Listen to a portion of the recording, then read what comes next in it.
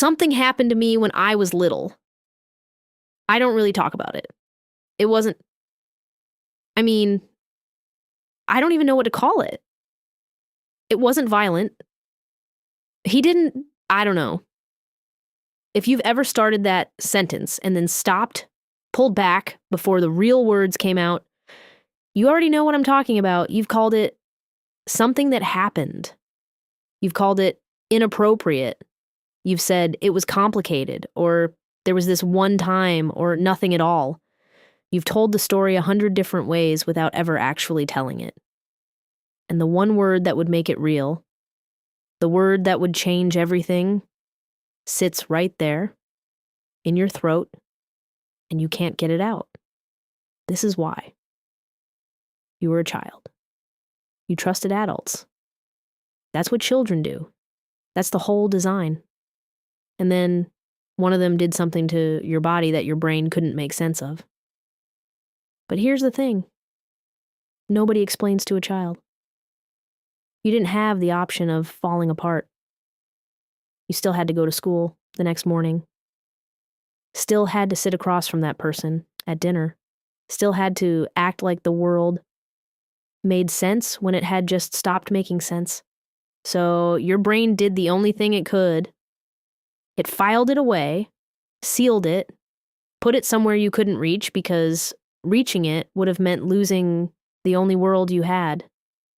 The silence wasn't something you chose. It was something that was built for you by the person who did it, by the family that didn't ask, by every room where nobody noticed. Maybe there were words, "Don't tell anyone. This is our secret." Maybe there weren't any words at all, and that was worse. Because if they acted normal after, then maybe it was normal. Maybe you were the one who was wrong for feeling like something broke. And then there was the part you've never said out loud. Your body responded in ways you didn't understand, in ways that made no sense. And that confusion became the first layer of shame. Because if it was really that bad, if it was really what you think it was, then why didn't you scream? Why didn't you run? Why did your body do that? You've been asking yourself that question for years, maybe decades, and the answer changes everything. Here's what nobody told you. When a child is in danger, the brain has 3 options: fight, flight, or freeze. But when the danger is someone the child depends on, a parent, a relative, a family friend, a caretaker, the brain takes fight and flight off the table. Because fighting the person who feeds you is not survival. Running from the person who houses you is not survival. So the brain picks freeze. Not because you were weak, because your nervous system did the math and decided that stillness was the safest option available. Researchers call it tonic immobility. The body locks, the mind leaves, not by choice, by design. That's not a failure. That's your brain keeping you alive, and it goes deeper than that. A researcher named Jennifer Freed studied what happens when a child is betrayed by someone they need. She found that the brain doesn't just freeze in the moment, it freezes the memory. It blocks the betrayal. Not because the child is stupid, not because they didn't understand what happened, but because recognizing what that person did would mean losing the person they depend on to survive. So the child's brain makes a trade. It trades the truth for safety. It says, "This didn't happen." And the child believes it. Not for a day, for years, sometimes for decades. And this is the part that messes with you. Because it didn't start with what they did to your body. It started before that. With kindness.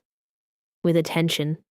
With, "You're so special," and "You're my favorite," and warmth that felt real.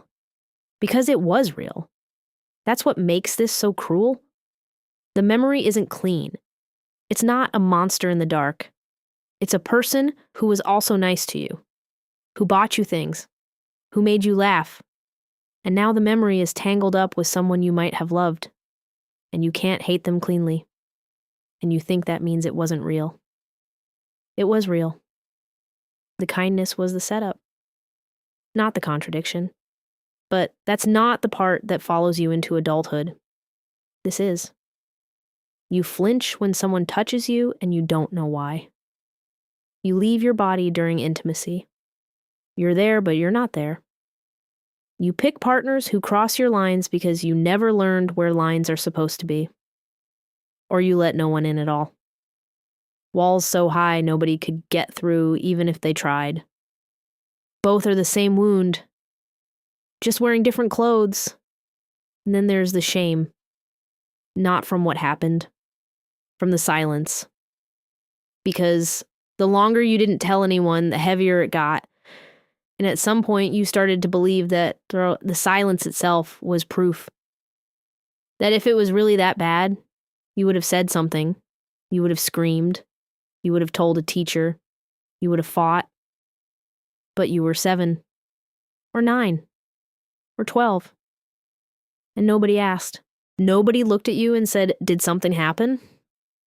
Nobody noticed you changed. Or maybe they noticed, and it was easier to not ask, and you learned that lesson too. That the adults around you would rather not know. So you did what you were taught. You kept it inside. Year after year. And the secret grew roots. It wrapped itself around your identity. Around your relationships. Around the way you feel about your own body. And now you do something that would break your own heart if you could see it clearly. You gaslight yourself. Maybe I'm remembering it wrong. Maybe it wasn't what I think.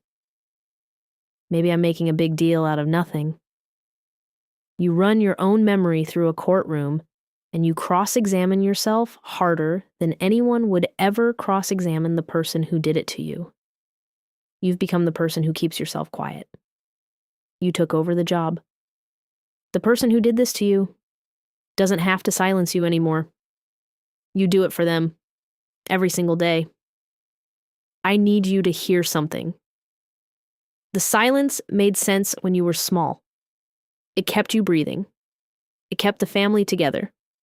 It kept the world from cracking open. Your brain did something incredible to protect you. And it worked. But you're not small anymore, and the silence isn't protecting you now. It's protecting them. Still, after all this time. Naming it doesn't mean you have to confront them. It doesn't mean you have to tell your family. It doesn't mean you have to file a report or blow up your life or stand in a courtroom. That's not what this is. This is you looking at what happened and calling it what it was. To yourself. Just to yourself. Not something that happened. Not it was complicated. Not inappropriate. What it was. You don't need proof. You don't need it to look like what you saw on TV. You don't need bruises or a police report or another person to confirm it. If an adult used your body when you were a child, in any way, to any degree, that's enough. You're not exaggerating. You're not being dramatic. You're being accurate. Maybe for the first time. And here's the thing about naming it. You don't have to hate them to call it what it was. You don't have to erase every good memory. You don't have to stop loving the parts of them that were real. You just have to stop erasing yourself to protect them. So try this. The next time that voice says, "It wasn't that bad," pause. Ask yourself one question. If a child you loved told you the exact same thing that happened to you, word for word, detail for detail, would you tell that child it wasn't that bad? If the answer is no, you just found the lie you've been living inside. You called it something that happened for a long time. And that made sense when you were small. But that secret was never yours. You were just the child they chose to carry it. You've spent this whole video learning why you couldn't say the word. why the silence made sense, why your brain protected you the way it did. But here's the harder question. What happens when you finally start looking at how that silence shaped everything? Your relationships, your body, the patterns you never understood. That's next.